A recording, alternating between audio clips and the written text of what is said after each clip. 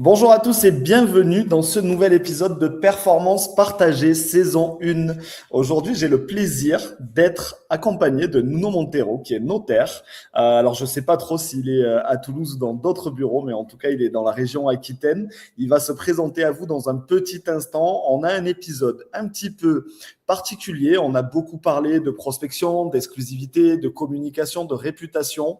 Et aujourd'hui, j'avais envie de vous proposer un épisode un petit peu plus juridique, un épisode à forte valeur ajoutée, puisque pour les agents immobiliers, il est très important de se tenir en veille de son marché, que ce soit sur les aspects financiers, techniques, mais aussi évidemment sur les aspects juridiques. Donc on va rentrer dans le vif du sujet. Avant ça, je vous rappelle que Performance Partagée est issue de l'Académie de formation Biperf Immobilier et que le but du jeu de ces épisodes est de rapprocher la performance au plus près du terrain et de tous les agents immobiliers qui nous écoutent et qui nous regardent chaque vendredi sur LinkedIn et Facebook, et puis qui ont aussi le plaisir de nous réécouter sur les replays avec la chaîne YouTube et notre chaîne de podcast. Voilà pour la présentation. J'ai le plaisir, comme je vous l'ai dit, d'accueillir avec nous Nuno Montero. Nuno, comment tu vas ? Écoute, super bien, je te remercie. Ravi d'être avec toi aujourd'hui. Eh ben, c'est un plaisir partagé. Alors, tu te situes où? Je sais que tu as un cabinet qui est situé à Toulouse. J'ai d'ailleurs assisté à une soirée parce que tu fais aussi du partage de valeur et tu essayes un petit peu de connecter tous les acteurs de l'industrie immobilière. Donc, moi, je t'ai rencontré dans ton cabinet à Toulouse. Est-ce que tu peux te présenter et nous expliquer ta situation aujourd'hui? Très bien, bien. Enchanté pour tout le monde. Moi, je m'appelle Nuno Montero. Je suis notaire, expert en gestion de patrimoine. En fait, j'ai fait un double cursus, le notariat et l'ingénierie patrimoniale. Ce sont deux métiers qui sont connexes pour moi parce que je cherche toujours en fait, à accompagner les gens, au moment important de leur vie, et leur apporter justement un maximum de valeur, de tips et de conseils pour réussir à optimiser ce patrimoine, tant au niveau de la détention que de la transmission. Alors, moi, j'ai fondé un réseau en 2018 qui s'appelle Mon Notaire Conseil. Le siège est à Toulouse, où je me trouve aujourd'hui. Et on est également présent à Paris, en région parisienne. Et aujourd'hui, moi, j'exerce donc dans l'office de Saint-Maur-des-Fossés, dans le 94, où je passe les trois quarts de mon temps. Et après, un quart du reste du temps, c'est vrai que je suis un notaire qui est assez mobile. Je me déplace beaucoup pour être plus proche de nos clients, de nos partenaires. Et on a la chance en fait d'avoir des clients qui sont éparpillés sur tout le territoire national et même international parce que ça fait partie de nos spécialités, l'ingénierie patrimoniale internationale. Et on voit que les gens sont de plus en plus mobiles et justement avec des contextes comme ceux qu'on connaît aujourd'hui, les gens regardent un petit peu ce qui se passe à l'étranger, n'hésitent plus aujourd'hui à aller s'expatrier ou tout du moins à aller investir à l'étranger. Ok, très bien, génial. Nuno, tu as l'habitude un petit peu de communiquer. Je disais en introduction que tu aimes donner de la valeur et que tu aimes aussi connecter avec tous les acteurs de l'industrie immobilière. Tu fais aussi, tu enregistres régulièrement des podcasts, tu fais aussi des conférences. On a pu t'apercevoir pour ceux qui ont participé au Z-Project dernièrement de Christopher Wangen. Ça fait partie de ton ADN. Comment t'es venu un petit peu cette posture de communication et en tout cas de don de valeur ajoutée? Parce que c'est un petit peu particulier. En tout cas, on ne le retrouve pas chez tous les notaires. Alors moi, en fait, si tu veux, j'y suis venu de manière assez passive. Pourquoi? Parce que j'ai beaucoup de clients, en effet, qui sont très communicants, qui sont très présents sur les réseaux et qu'on a accompagnés. Et tout simplement, en fait, l'idée a été de divulguer un maximum d'informations, de compétences, de savoir, de connaissances au plus grand nombre. Et on sait qu'aujourd'hui, ben, les réseaux sociaux, que ce soit via les podcasts, que ce soit via des webinaires, que ce soit via tout type de réseaux sociaux, c'est eh bien, le meilleur moyen pour communiquer auprès du plus grand nombre. Après, chacun en fera ce qu'il souhaite, mais en tout cas, moi, ce que je souhaite, c'est que chacun puisse avoir au même niveau, avoir accès au même niveau d'information. Et c'est pour ça qu'en fait, chez Monta Conseil, eh bien, on a toujours pris le temps et le soin de communiquer, d'être au plus proche de nos clients, de nos partenaires et de les accompagner, même sur des événements. On fait pas mal de conférences. Ça, c'est partie de ma troisième casquette, je dirais, donc notaire, expert en gestion de patrimoine et donc conférencier. Je fais régulièrement des conférences, que ce soit pour les particuliers, des professionnels, ça peut être des boîtes. Tu vois, demain, j'anime une formation en fait pour des agents immobiliers.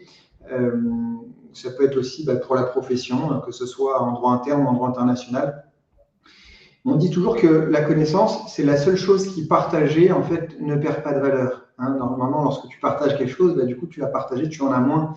Là, non, le fait de partager la connaissance, au contraire, tu vas toi aussi pouvoir t'enrichir et profiter de la connaissance des personnes qui sont autour de toi. Et c'est un petit peu ce qu'on recherche à faire chez Mozart Concept.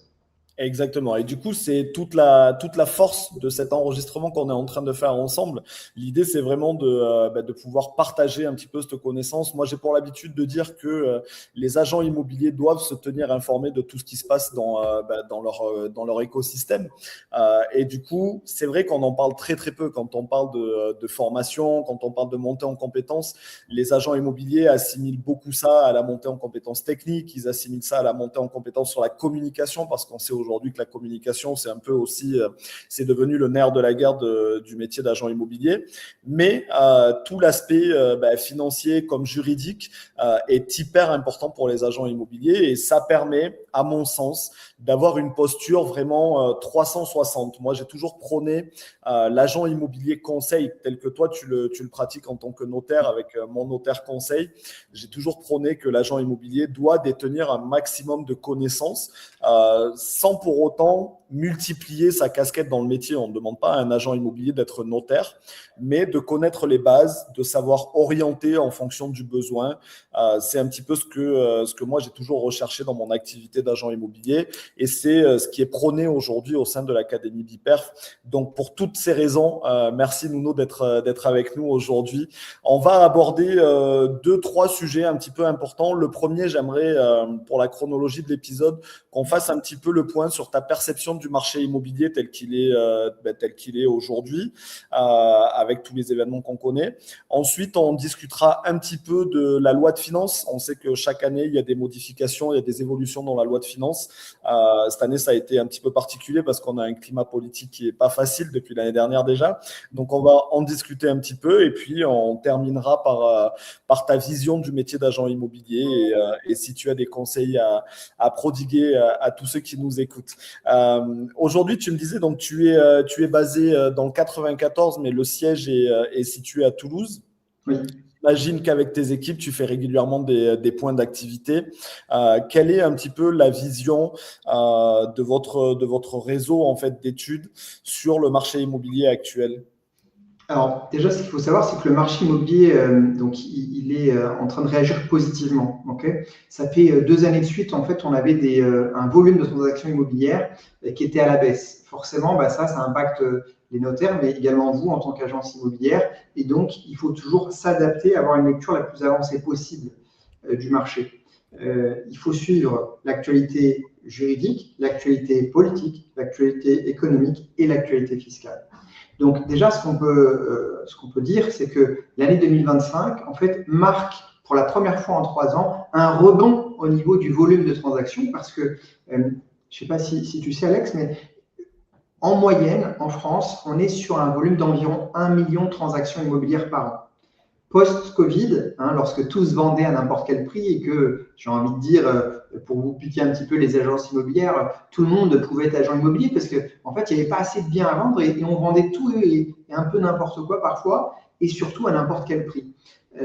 Et on est monté à plus d'1,3 million transactions post-Covid. Du coup, le marché s'est emballé, mais parce qu'il y a une sorte d'euphorie, en fait, on a rattrapé les transactions qui ne s'étaient pas faites pendant les années Covid. Et les gens ont eu cette petite mode d'aller à la campagne, de sortir des grandes villes. Oui, sauf qu'en fait, les modes, il faut faire très attention parce qu'une mode, ça passe, puis après revient la réalité. Et donc, on est tombé en fait en 2023 à seulement 760 000 transactions. Donc, tu vois, passer de 1,3 million à 760 000, ça fait une baisse drastique de quasiment 40-45% de baisse de volume. Donc, forcément, ça fait mal pour ceux qui n'ont pas de trésorerie, pour ceux qui n'ont pas anticipé ça. Ça fait un retournement de marché qui est colossal et qui, en plus, se produit dans une manière fulgurante. Et c'est pour ça que cette crise, en fait, elle fait mal. La difficulté, c'est que cette crise, parce que les cycles, c'est récurrent dans le notariat et dans l'immobilier, et il faut savoir l'absorber, en fait. Eh bien, là, la crise, elle a duré longtemps. Pourquoi? Parce qu'il y a eu plusieurs facteurs. 1, baisse du volume. 2, augmentation du coût du crédit. On voit que les taux d'intérêt, ils ont augmenté. Et l'être humain, il a une tendance, c'est à s'habituer aux choses qui sont anormales, mais les prendre pour acquises et comme si c'était normal. On s'est tous habitués à des taux de crédit à aller entre 0,8 et 1,5% entre 20 et 25 ans. Bon, c'est quelque chose qui reste hyper historique, plutôt anormal un niveau bancaire. Et si vous demandez à vos parents ou vos grands-parents, demandez-leur à combien ils ont emprunté et vous verrez que même si aujourd'hui on est à 3,5, en réalité 3,5 c'est pas grand-chose. On ne doit pas différer, en tout cas c'est mon avis, on ne doit pas différer un projet immobilier en raison d'un taux, parce que votre taux il évolue, alors que votre prix, vous l'avez figé une fois et pour toutes lorsque vous avez signé votre acte authentique. Et un taux, si le marché baisse à nouveau d'un point de vue intérêt bancaire, vous irez le renégocier. En tout cas, pour revenir à notre volume de transactions en 2025, eh bien, il est bon parce qu'on est à 945 000 transactions. On n'est pas encore au niveau moyen de 1 million, mais on voit une belle embellie. Ça a repris en 2024, ça a encore repris en 2025, plus 12% par rapport à 2024, ce qui est plutôt un signal positif. Donc, j'ai envie de dire, l'immobilier, malgré le contexte économique, malgré le contexte géopolitique mondial qui forcément crée de l'angoisse, eh bien, les gens, ça fait 3 ans en fait qu'ils achetaient moins. Donc, à un moment donné, ils ont ce besoin. Leur projet continue. Les enfants continuent de naître. Il faut une nouvelle chambre. Il y a toujours les décès, il y a toujours les séparations. Donc, il y a un volume de transactions qui commence à reprendre. Et surtout, eh bien, moi, pour être notaire de 2 banques au niveau national, je peux vous le dire, malgré l'augmentation des taux, les banques ont l'envie de prêter. Okay, ce n'est pas forcément sur le taux d'intérêt que la banque gagne de l'argent, même si elle en gagne un petit peu. C'est sur tout le reste, en fait. C'est sur l'accompagnement du client que la banque va faire sur les équipements, hein, les assurances, les cartes bleues, des choses comme ça. Et donc, ils ont envie d'accompagner leurs clients. Et je pense que c'est une bonne chose pour nous, agents immobiliers et notaires, de se dire que voilà, le marché repart dans le bon sens. Exactement. Du coup, ce qui est important de dire, je pense que ça fait partie un petit peu des défauts de formation de l'agent immobilier. On a, je pense, un marché d'agents immobiliers qui est assez récent parce que c'est vrai que la profession a connu un boom dans les années Covid. Les réseaux de mandataires ont éclaté dans les années Covid. Ils ont connu un marché facile d'exploitation puisque, comme tu le disais, tout se vendait facilement et assez rapidement. Mais pour le coup, c'est vrai que dans l'éducation de ces nouveaux agents immobiliers, on leur a pas expliqué l'évolution historique. Moi, je me suis construit et j'ai connu le marché immobilier en 2012. Donc forcément, c'était un marché immobilier sorti de crise des subprimes, qui ressemblait fortement à ce qu'on a connu là sur les 3 dernières années. Et puis après, le marché aux alentours de 2015-2016, il a commencé à se relancer avec tout ce qui a facilité l'accès à la propriété de tous ces primo-accédants, pour en venir ensuite sur les années de 2018, 2019, 2020, avant de reconnaître un état de crise. Donc c'est vrai que moi, je l'ai vécu, donc j'avais cette connaissance, mais les nouveaux agents immobiliers, eux, n'ont pas forcément la connaissance des cycles et de l'historique.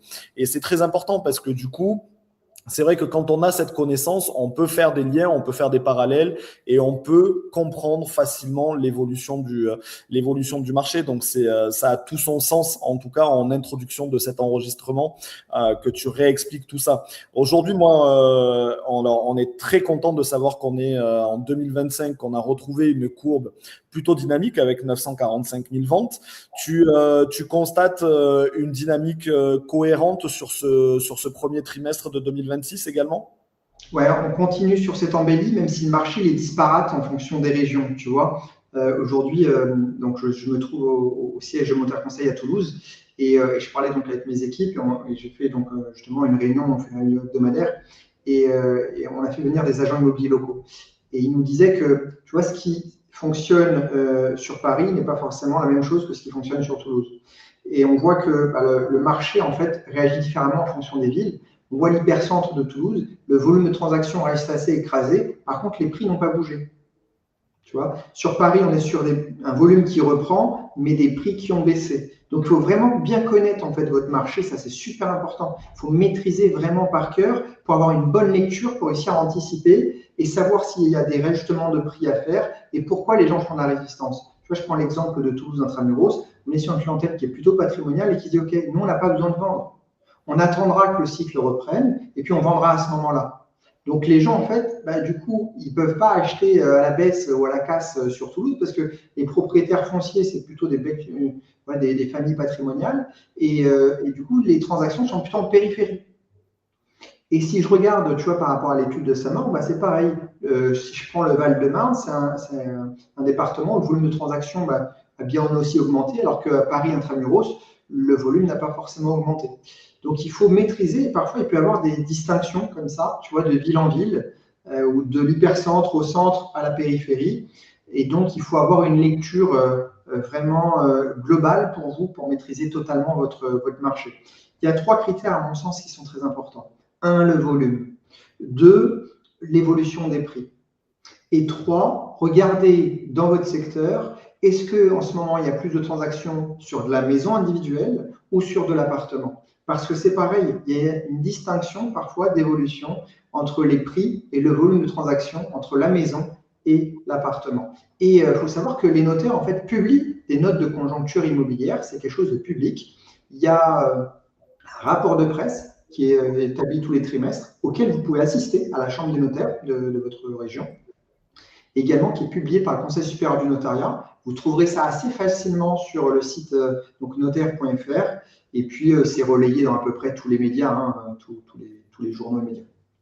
Ok, donc on l'a dit, le marché s'est relancé. Aujourd'hui, tu nous confirmes que le premier trimestre suit cette dynamique de 2025.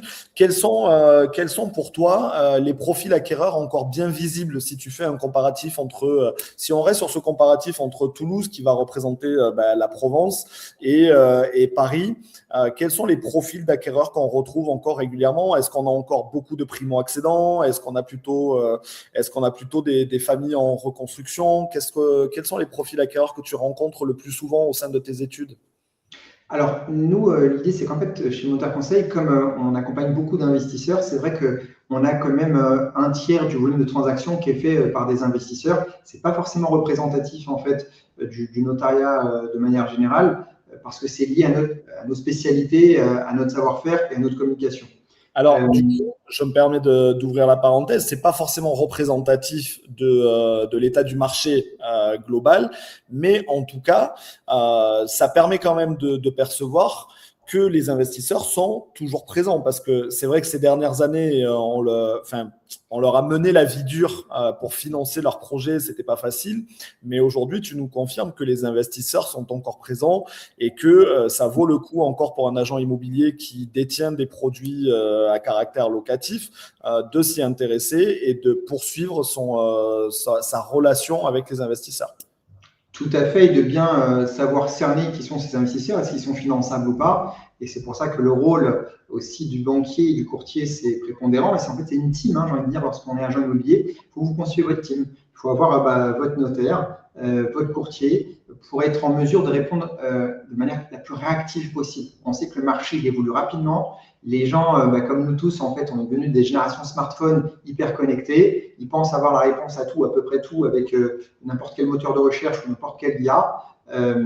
C'est des outils qui sont fabuleux, même si ce n'est pas toujours très correct. En tout cas, ça donne des premières pistes de réflexion. Et aujourd'hui, c'est vrai que les gens sont impatients.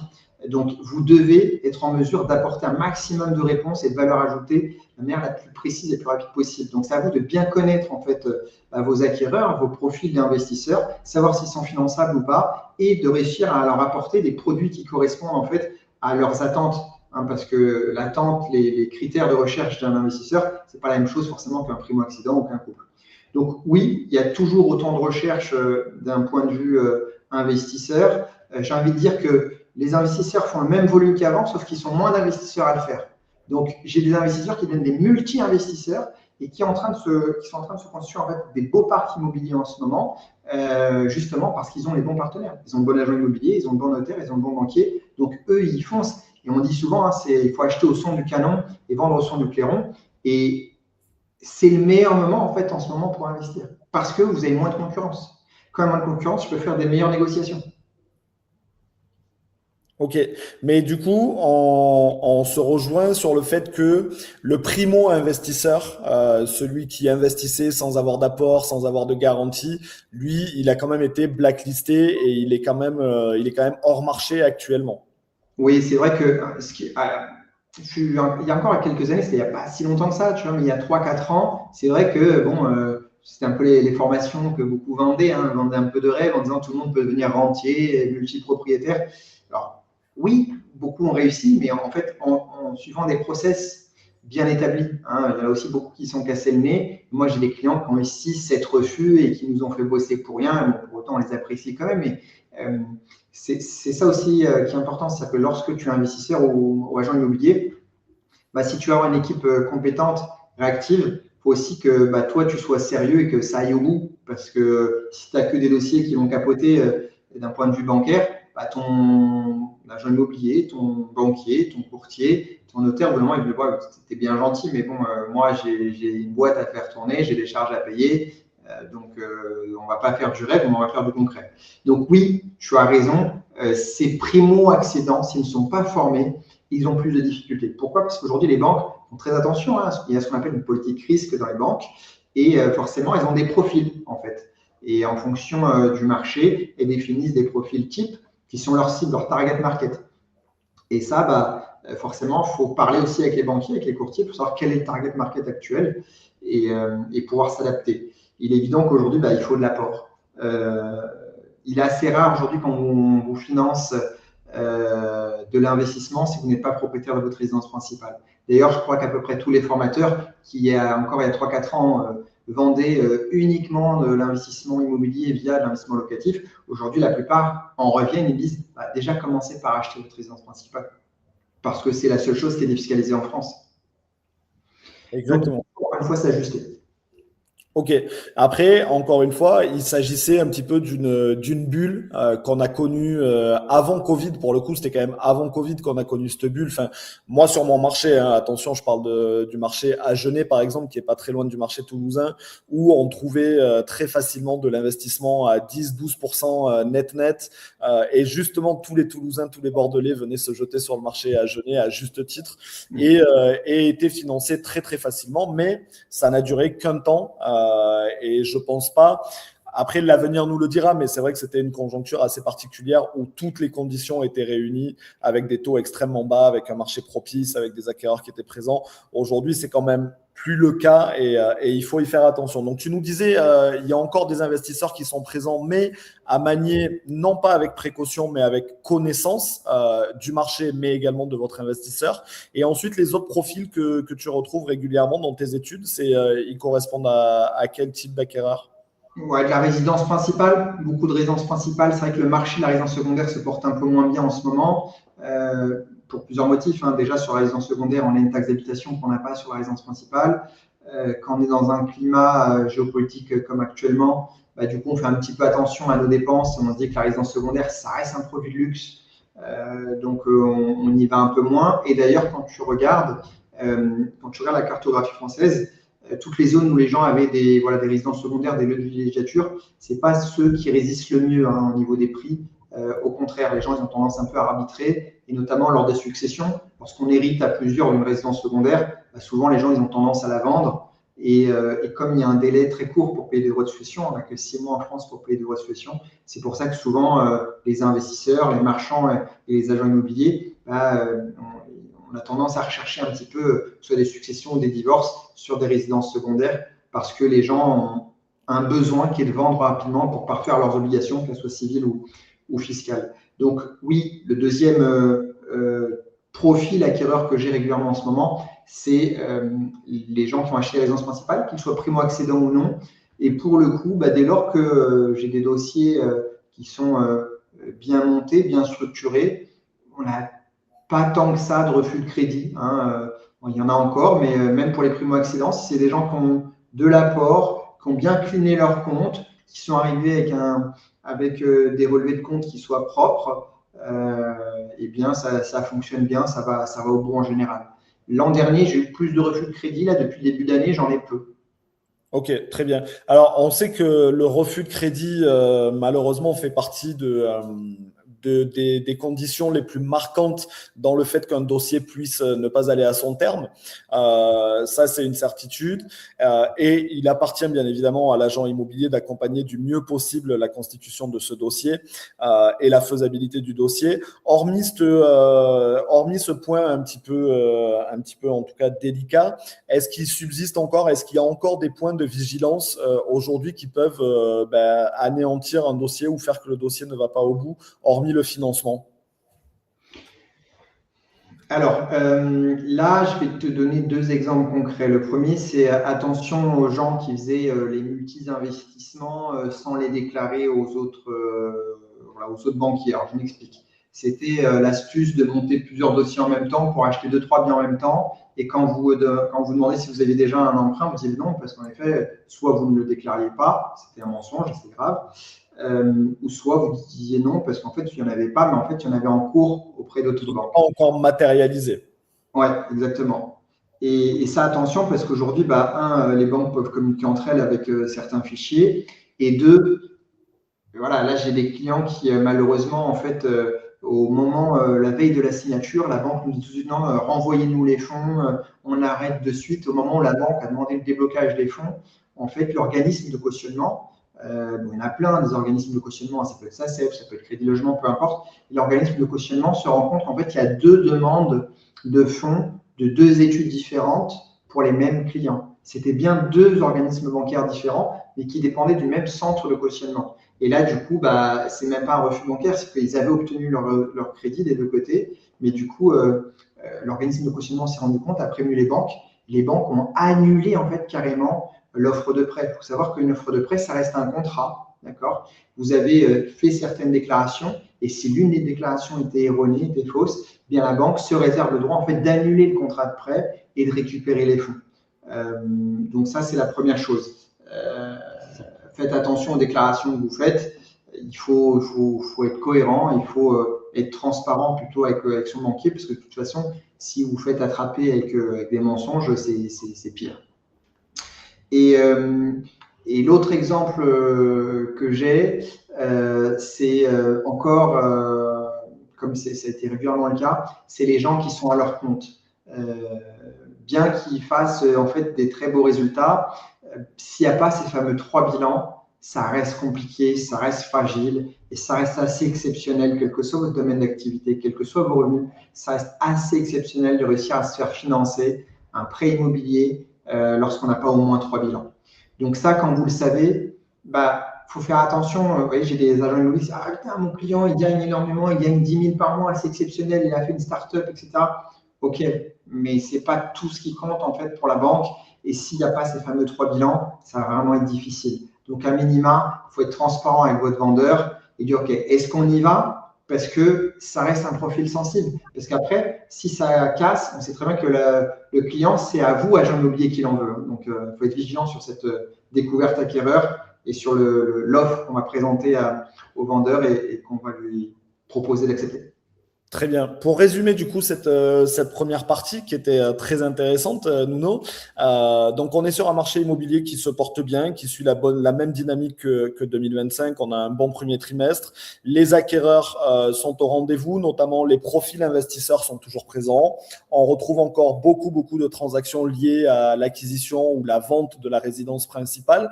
Le marché immobilier se porte bien. Les banques souhaitent financer, mais évidemment de façon très professionnelle, on va dire, en tout cas de façon très encadrée. Beaucoup de choses qui ont pu fonctionner sur un marché entre 2018 et 2024, et encore 2024, ça passait plus, mais en tout cas, les méthodes de financement qui pouvaient fonctionner avant, notamment dans l'investissement, aujourd'hui ne sont plus d'actualité, et on se doit de monter des dossiers qui soient cohérents et professionnels pour votre banque et pour le bien de la transaction. On est OK avec ça? Exactement. Et peut-être qu'on peut aussi souligner le fait que pourquoi aussi les primo-accédants se portent à nouveau acquéreurs.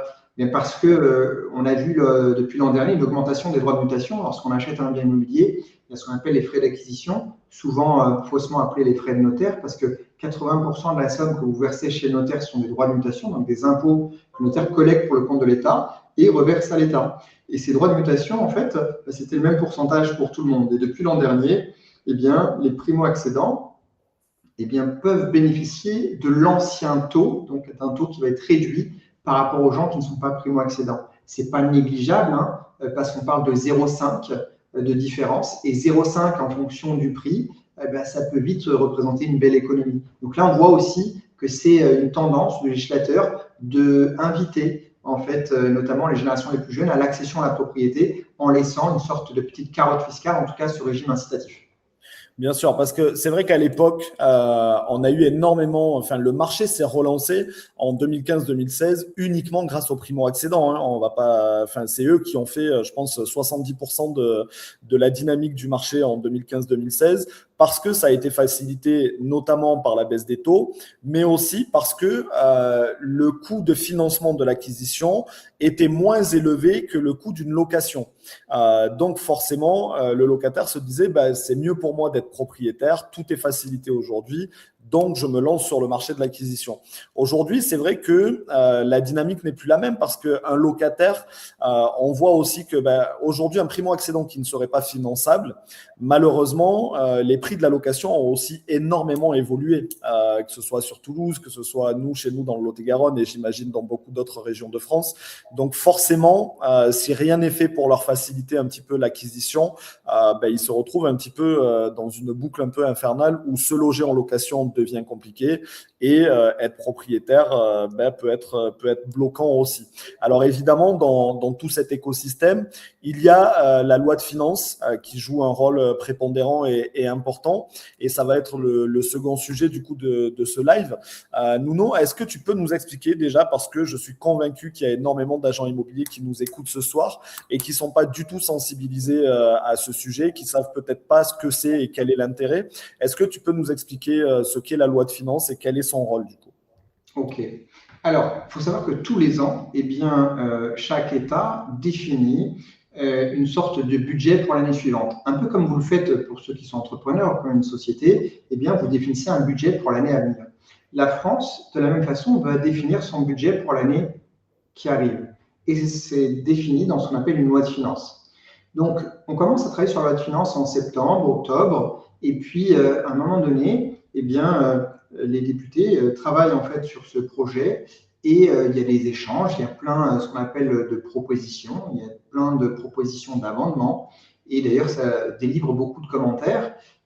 Déjà, moi j'ai tendance à dire il ne faut pas en fait souffrir par anticipation, donc il faut à la fois pas ignorer une loi de finances, mais il faut à la fois pas non plus trop s'inquiéter lorsqu'on est dans la phase préparatoire, parce que c'est le but des députés, hein, vous les avez élus pour cela, et puis c'est pour cela qu'ils sont payés, c'est de faire des propositions de loi.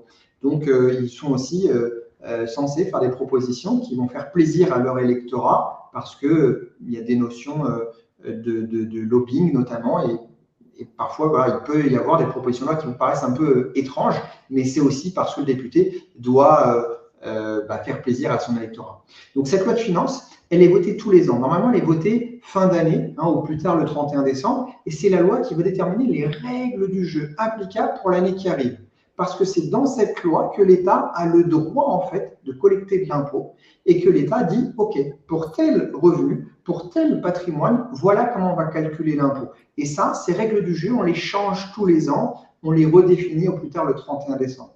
Alors, tu l'as bien annoncé en préambule, ce qui se passe, c'est que ça fait 2 ans où en fait on a une problématique, on n'a pas de majorité, et du coup cette loi de finances, on n'arrive pas à la voter avant le 31 décembre. Donc ça fait 2 années de suite où la loi de finances, en fait, on n'a réussi à la voter qu'en février. Et en réalité, ça fait 2 années de suite qu'on la passe, ce qu'on appelle en force, hein, par l'utilisation du 49.3, c'est-à-dire qu'il n'y a pas eu de majorité, il n'y a pas eu de vote positif à l'Assemblée nationale pour que cette loi de finances soit approuvée. Du coup, le gouvernement a fait un passage en force en 49.3.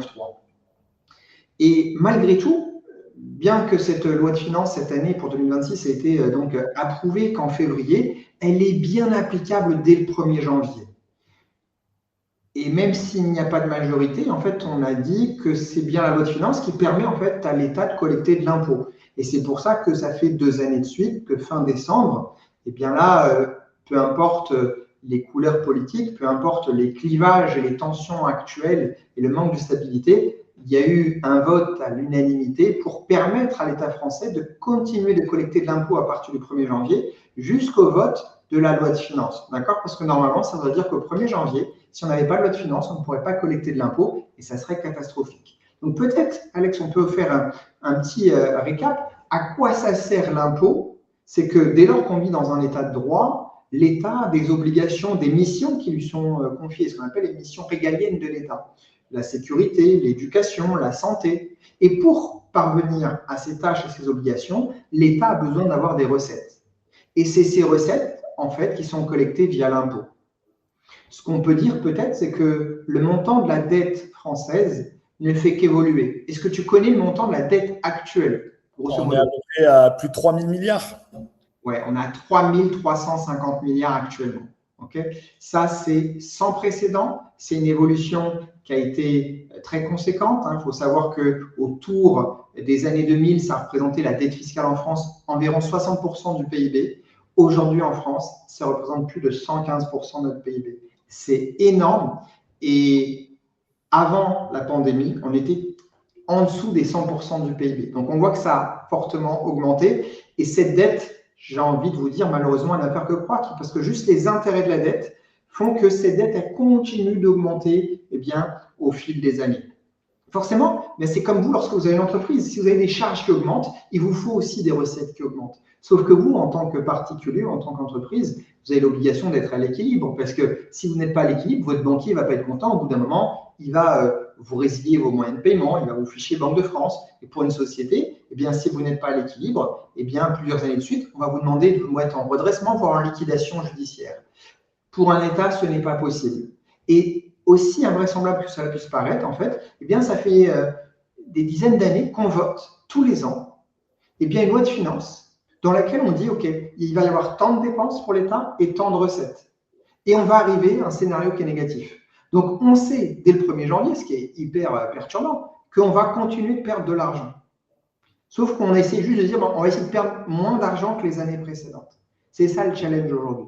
Donc, ça, c'est une réalité. Il faut savoir que, et sans faire de politique, puisque ce n'est pas du tout une question de couleur politique, c'est que tant qu'on ne diminuera pas fortement le montant des dépenses publiques, on ne pourra pas diminuer le montant de l'impôt. Et c'est pour ça qu'en France, le niveau d'imposition ne fait que croître. Et c'est pour ça qu'on devient de moins en moins compétitif. Et c'est pour ça qu'il faut faire très attention. Et en tant qu'agent immobilier, vous devez avoir ça à l'esprit. Aujourd'hui, en 2026, il ne suffit plus de savoir vendre. Parce que vendre un bien immobilier, ça va impliquer des impacts juridiques et fiscaux pour vos clients, et notamment des stratégies à mettre en place.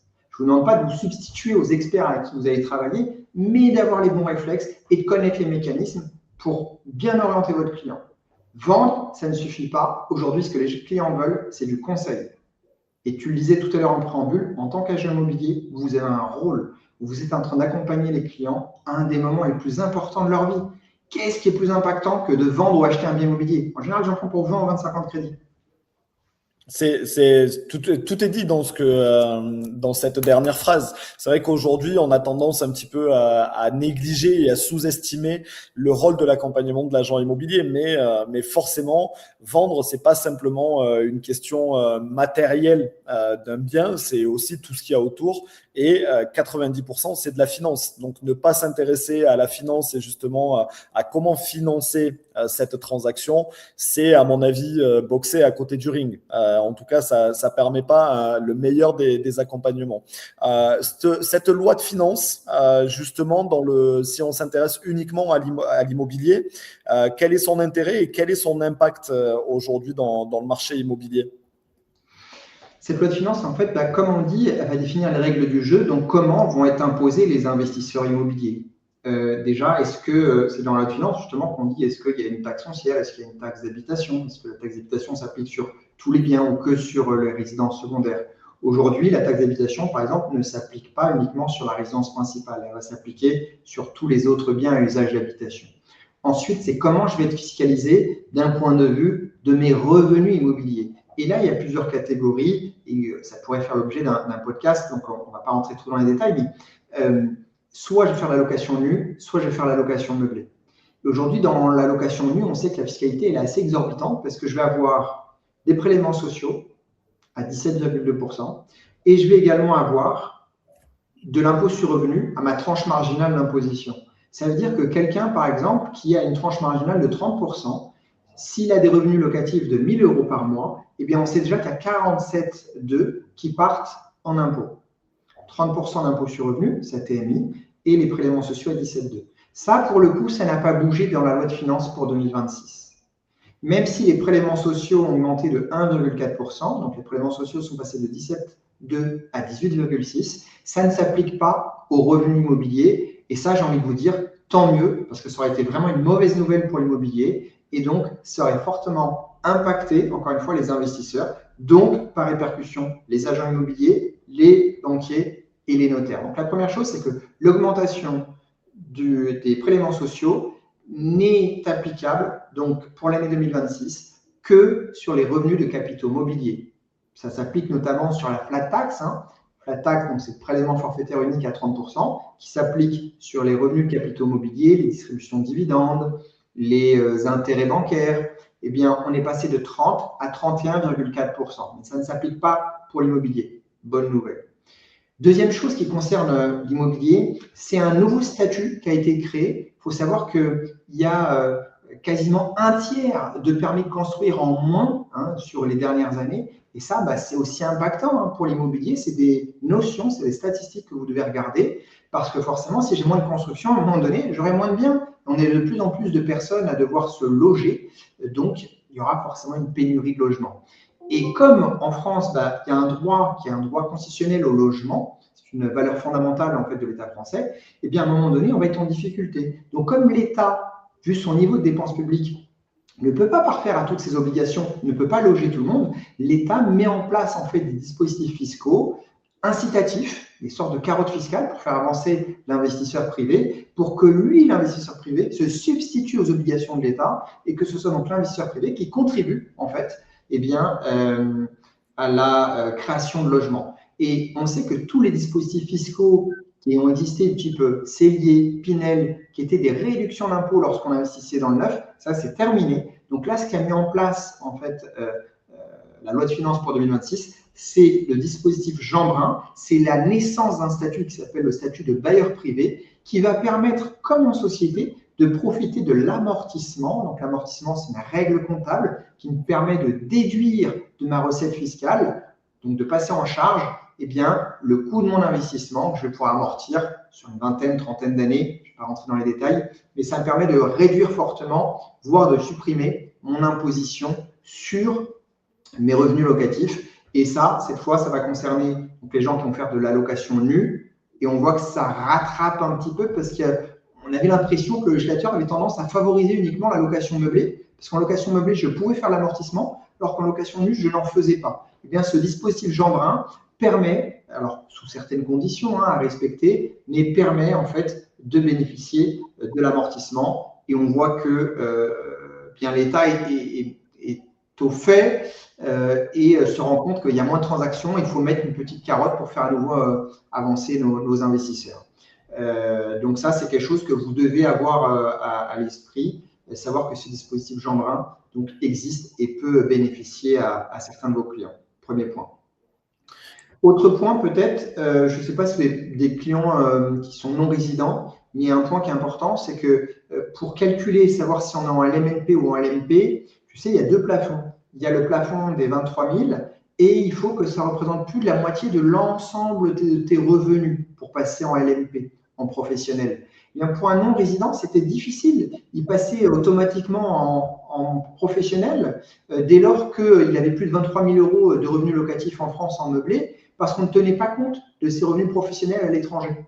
Aujourd'hui, en fait, pour voir si vous êtes LMP ou LMNP, on regarde l'ensemble de vos revenus mondiaux. Donc, on englobe les revenus étrangers, ce qui permet à certains de rester du coup en LMNP et de ne pas basculer en LMP. Et on sait que l'impact, il est quand même assez important parce qu'il y a un impact au niveau de la plus-value. En LMNP, on reste en plus-value des particuliers, alors qu'en LMP, on est en plus-value professionnelle. Ok, ça concrètement, avec les éléments que tu viens de nous donner, un agent immobilier, quel est le conseil que toi tu donnerais si tu étais agent immobilier avec ce niveau de connaissance à tes investisseurs par rapport justement à la location meublée ou à la location nue? Comment toi tu adopterais ta posture et ton conseil? Moi, je pense qu'aujourd'hui, vos clients, ils cherchent plus tout simplement un agent immobilier. Ils veulent un pilote en fait à côté d'eux pour pouvoir les conseiller et pouvoir bâtir une stratégie par rapport à leurs besoins spécifiques. Donc, votre découverte client-acquéreur, elle est encore plus importante qu'avant. C'est-à-dire que, et on pourra en parler dans un prochain podcast, mais outre vos obligations, notamment en termes de TRACFIN, il y a une obligation qui est encore plus importante, qui est une obligation morale vis-à-vis de votre client. Vous devez lui apporter une satisfaction et la satisfaction, elle passe par de l'expertise, par de la connaissance et par du conseil. Donc, encore une fois, ne cherchez pas à vous substituer aux différents professionnels qui vont être l'avocat, le fiscaliste, le notaire, mais ayez la bonne culture. Sachez la différence entre location nue, location meublée. En location meublée non professionnelle, location meublée professionnelle. Et accompagnez le client, invitez-le à prendre rendez-vous avec le bon expert qui va réussir à définir la stratégie. Ce que vous devez, vous, c'est éveiller, en fait, allumer une petite lumière pour qu'il y ait une prise de conscience chez votre client et dire, OK, là, il y a ce sujet. Ce sujet, il faut le traiter avec tel expert et vous allez bâtir, en fait, autour de vous, eh bien, une équipe d'experts au service de vos clients. Ouais, ce que tu dis est hyper important parce que je le répète encore une fois, hein, mais on ne demande pas à l'agent immobilier de savoir, de maîtriser plusieurs métiers, c'est impossible. On a déjà un métier qui est suffisamment complexe. On va pas demander à l'agent immobilier d'être notaire, d'être courtier en financement, d'être gestionnaire de patrimoine. Mais comme tu le disais très justement, de savoir éveiller, de savoir poser la bonne question pour pouvoir orienter vers le bon expert. C'est déjà, si l'agent immobilier parvient déjà à ça, c'est déjà une très bonne chose vis-à-vis de ses confrères parce que beaucoup ne le font pas.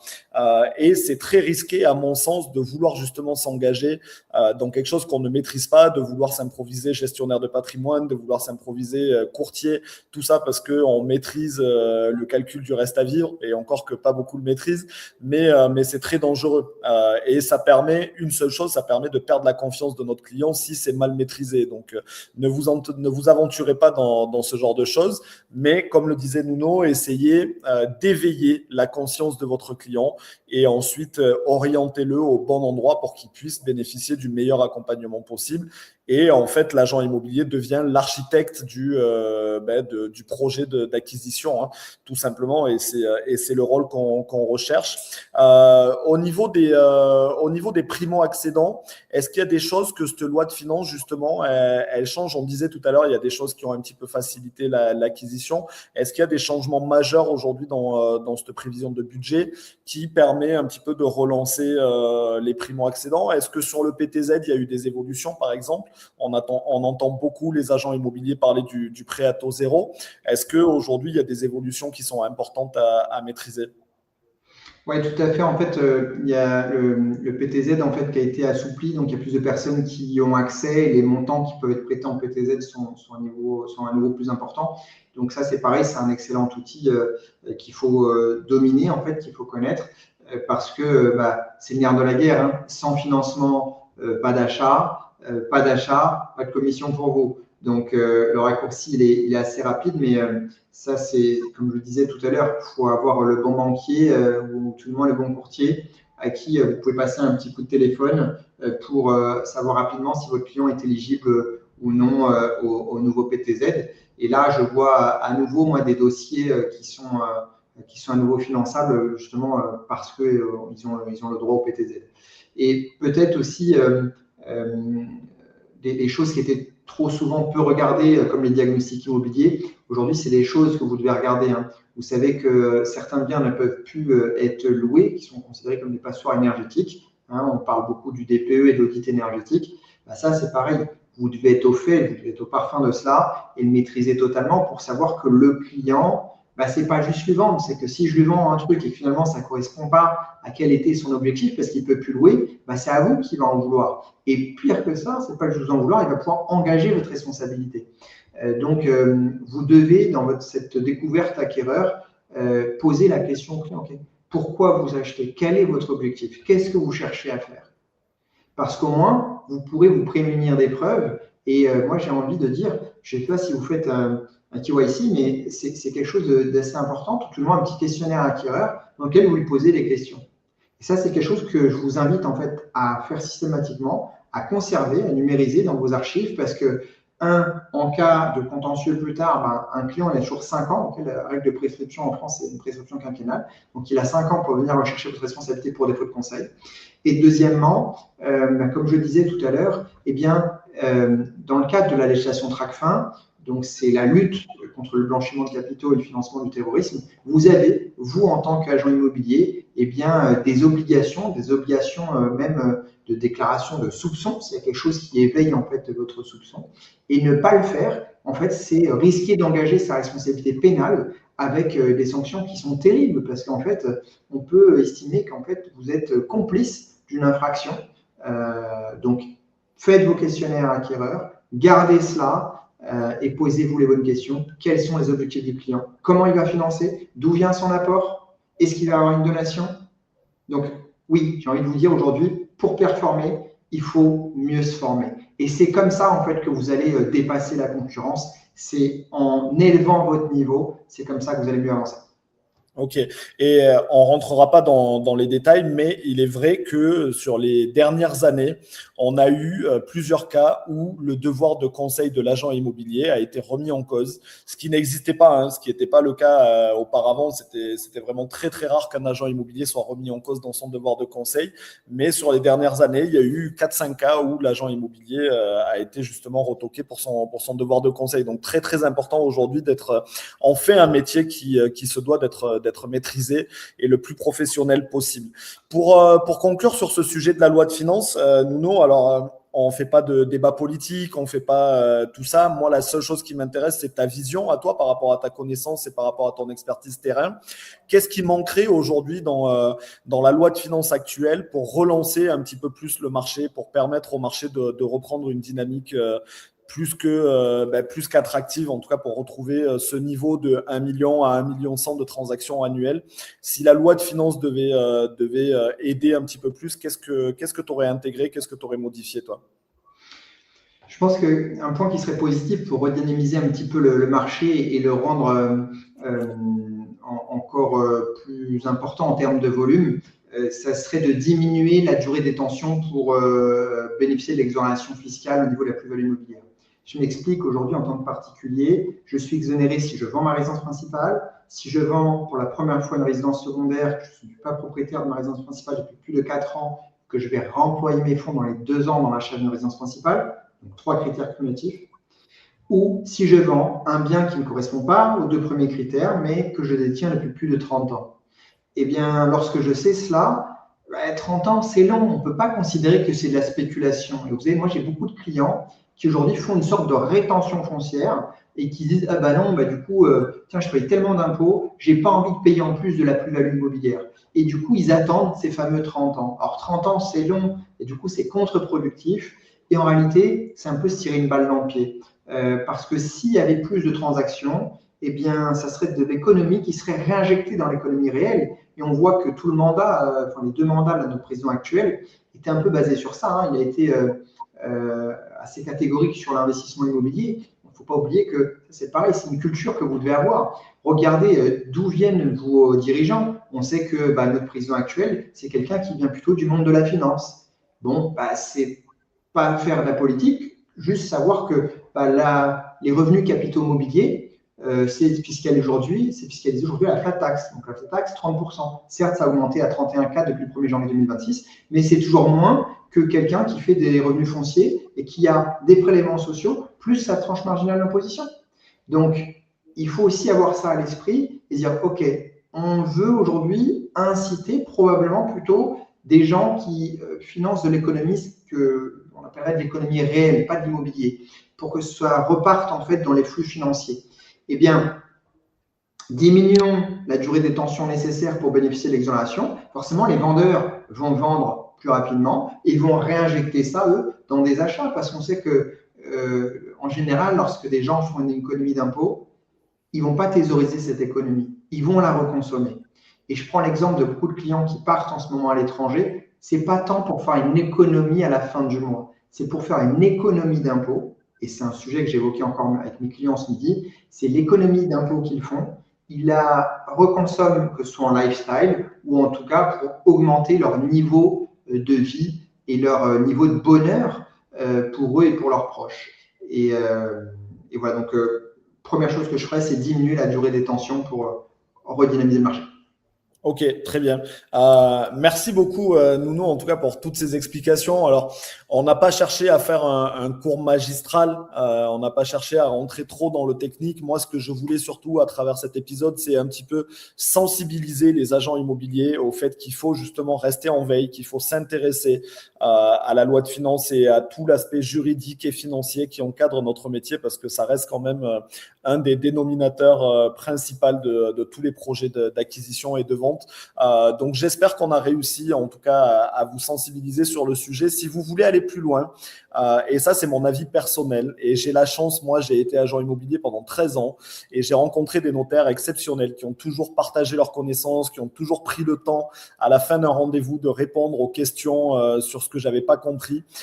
Et vraiment j'incite tous les agents immobiliers à ne pas forcément attendre une formation de la part de leur manager ou de leur directeur d'agence. Soyez vous-même en éveil. N'hésitez pas déjà à vous munir d'un bon notaire partenaire. Alors attention, ça ne veut pas dire qu'il faut détourner du client, mais ça veut simplement dire avoir un notaire partenaire. Ça veut simplement dire que si votre client n'a pas déjà de notaire de famille ou de notaire vers qui se tourner, vous pouvez l'emmener chez votre notaire partenaire. Donc attention, on ne détourne jamais de client, mais en tout cas, c'est bien d'avoir votre notaire partenaire à qui vous allez pouvoir poser des questions sur des choses que vous n'avez pas compris, comme vous pouvez le faire avec votre courtier, avec votre diagnostiqueur. Cet épisode, il servait un petit peu à ça, à vraiment vous sensibiliser et à vous éveiller sur le fait que l'agent immobilier d'aujourd'hui et de demain marquera la différence par son niveau de connaissance. J'en suis intimement convaincu. Et pour ça, merci beaucoup, Nouno, d'avoir été présent avec nous aujourd'hui. Pour conclure, si toi, tu étais aujourd'hui manager ou responsable d'une agence immobilière avec une équipe, est-ce que tu aurais des conseils fondamentaux vraiment que tu aimerais leur donner pour faire en sorte que leur transaction soit le plus sécurisée possible, parce que la sécurité d'une transaction, c'est un petit peu, c'est ton métier, tu es là pour ça. Donc justement, si tu étais dans un rôle de directeur d'agence, qu'est-ce que tu donnerais comme conseil à tes agents pour sécuriser leurs transactions? Moi, ce que je vois en fait en tant que notaire, c'est qu'aujourd'hui, les agents immobiliers qui performent, c'est justement ceux qui ont pris le temps de se former. Et je vois donc du coup que le marché en fait récompense la compétence et la connaissance. Donc, continuez de vous former, c'est comme ça que vous allez vous démarquer. Okay. Et pour revenir sur le sujet de la loi de finances, bien sûr que c'est un sujet qui est épineux, bien sûr que lire une loi de finances, c'est pas quelque chose de super passionnant. Pour autant, vous devez vous former à cela et vous devez en tout cas avoir les bons partenaires qui vont vous éclairer. Parce que éclairer, c'est ce que recherche votre client aujourd'hui. C'est pas juste acheter, c'est pas juste vendre. Il demande à être éclairé, il demande à être accompagné. Donc aujourd'hui, ignorer la loi de finances, c'est plus dangereux, plus risqué et ça vous coûtera plus cher que de réussir, non pas forcément à la maîtriser, mais tout du moins à la comprendre. Donc continuez de vous former, continuez à aller chercher de la compétence et de la connaissance. Et j'ai pas de doute sur le fait que vous allez naturellement briller et performer. Super. Nuno, c'est la fin de ce live. Est-ce que pour continuer à te suivre, est-ce que tu as une actualité là importante? Est-ce qu'on peut te retrouver sur un événement à venir? Est-ce que tu as de l'actu sur tes réseaux? Qu'est-ce qu'on fait pour te suivre? Alors, vous me trouvez très facilement, notre site c'est monnotairconseil.fr et sur les réseaux sociaux, donc au nom de Mon Notaire Conseil, par exemple sur Instagram, sur LinkedIn également. Et alors nous, on fait régulièrement des événements, certains qui sont privés en fait pour des particuliers, pour des professionnels, et d'autres qui sont publics. Donc sur notre site et sur nos réseaux sociaux, on communique en fait sur les webinaires, sur les conférences qu'on va faire. Là, je vais avoir deux gros événements. On travaille en ce moment, moi je suis d'origine portugaise, je travaille beaucoup pour la communauté portugaise. Je vais avoir un gros événement au Portugal. On travaille sur un sujet qui est la fiscalité successorale. On pourra aussi en parler une prochaine fois si tu veux. Et je conclurai juste là-dessus. Hein, on dit, c'est Franklin Roosevelt qui nous disait qu'en ce monde, il y a deux choses seulement qui sont certaines, la mort et les impôts. On sait qu'on va tous mourir, on sait qu'on va tous payer des impôts. Donc, essayons de faire en sorte de trouver les meilleures solutions pour en payer le moins possible et faire en sorte que notre vie soit la plus douce et la plus heureuse possible. Voilà. Super, merci beaucoup Nuno, merci à tous de nous avoir suivis, de nous avoir regardés, de nous avoir écoutés, soit en live, soit en replay. Je vous rappelle que ce programme Performance Partagée a été initié par l'Académie de formation BIPERF. On se fera un plaisir de vous retrouver justement au sein de l'Académie pour toute votre formation immobilière et on essaiera de retrouver de façon ponctuelle comme ça des acteurs de l'industrie immobilière qui sont connexes à votre activité et qui vous apportent un maximum de valeur. Je vous souhaite de passer une très belle activité immobilière. Je vous souhaite un maximum de business et puis je vous donne rendez-vous dans un prochain épisode. Merci beaucoup Nuno, très bonne continuation à toi et puis à très bientôt, je l'espère, au sein de l'Académie BIPERF. Allez, à très vite. Salut à tous.